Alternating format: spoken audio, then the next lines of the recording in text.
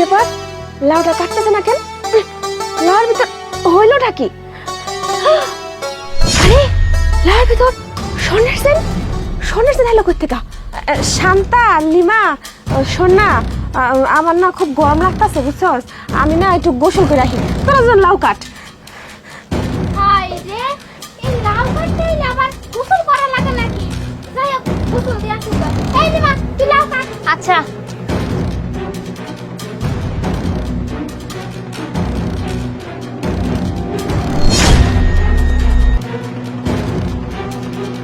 Lima, শোন না, আমার না অনেক পানি খাওয়াই ধরছে, তুই লাউ না কাট, আমি একটু পানি খাই, বুঝছস?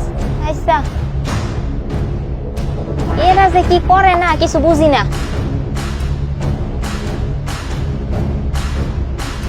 আরে লাউয়ের মধ্যে চেন, স্বর্ণের চেন, কেউ দেখার আগে আমি লুকাইয়ে ফেলাই।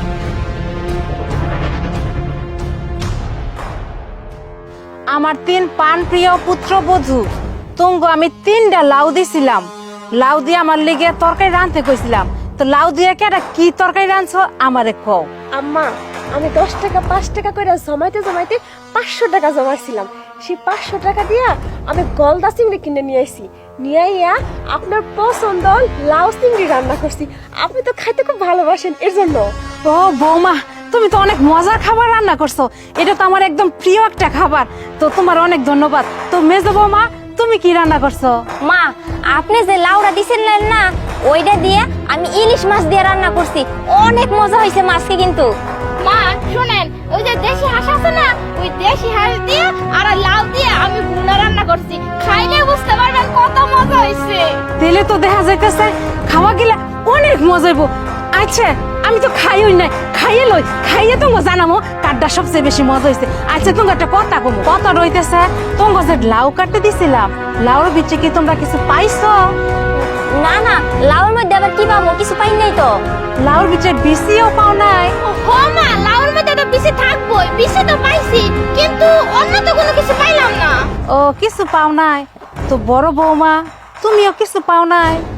হ মা, আমি না পাইছি, এই যে এই স্বর্ণের সেনটা।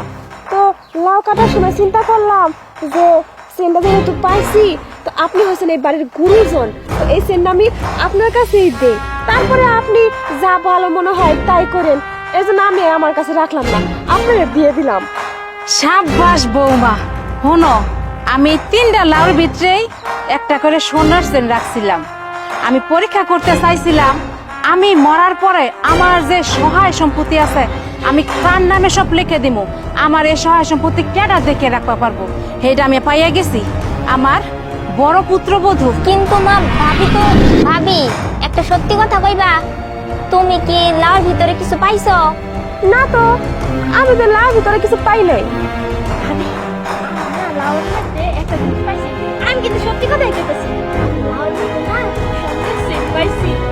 ও, তোরা দুজনই পাইছস? হ্যাঁ, আমিও তো পাইছি, কিন্তু তুমি ভাব নাই। হ্যাঁ, ওই সেন তো আমিও পাইছি। ও শোনো ভাবি, তাহলে একটা কাম করি, চেন না মাইনে দিয়ে দিগা, তাহলে মাই খুশি হইব। না বাবা, আমি ওই সেন দিব না, তবু যদি মনে চায় তোরা দিতে পারোস। শোন, আঙ্গ শাশুড়ি তো আঙ্গ তেমন ভালোই বাসে না, আঙ্গ নামে সবসময় বদনাম করতে থাকে, কাম নিয়ে খুঁড়া দিতে থাকে, আঙ্গ নামে 1 গ্লাস পানি বেশি খায়। তো আমি কে লিখে দিতে যাবো ক? আমি দিব না, ওই সেনটা আমি আমার কাছে রেখে দিব, আমার যখন মনে চায় আমি বেচে দিলাম বা কিছু কিনলাম, তো যদি মনে চায় তোরা দিতে পারোস, কিন্তু আমি দিব না। শোন, শাশুড়ি না শাশুড়ি হয়, কোনোদিন মা হয় না। ওই পরের বেটি কোনোদিনও আমাকে নিজের মেয়ের মতো ভালোবাসতো না, তাই আমি দিব না। তোকে মনে চাইলে তোরা দেখা, এই মাথা উপর দিলে দে। একদম চুপ করো তোমরা, বড় বড় কথা শিখছো না?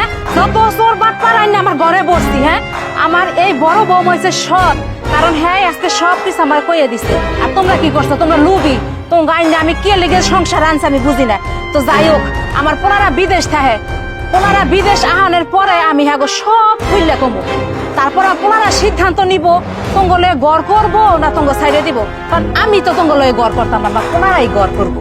এর লিগে পুনরায় সিদ্ধান্ত নেব আমি আর কয়দিন বেঁচে থাও অহন্তেন আমি সিদ্ধান্ত নিচ্ছি আমার যত সহায় সম্পত্তি আছে সব আমার এই বড় বৌমা প্রিয়া দেখবো কারণ হ্যাঁ পরীক্ষায় পাশ করছে তোমাকে কোনো আর কিছু দেখতে দিব না ঠিক আছে খালা ঠিক কইছেন আপনি ভাবি অনেক বালা আর হন তোর আমি বিয়ে দেবো এরকম তোর বদমাস রেখে বিয়ে দিতাম না বালা মেয়ে দেখে এই যে যেমন প্রিয়া আছে না এরকম লক্ষ্মী তারপরে সৎ মাইয়া দেখে তোরা বিয়ে দেবো আচ্ছা। বুঝছস ঠিক আছে খালা আচ্ছা বড় বাবা তোমার লাউ খাই জানছ আমি খাইয়ে একটু টেস্ট করে খাই গে আচ্ছা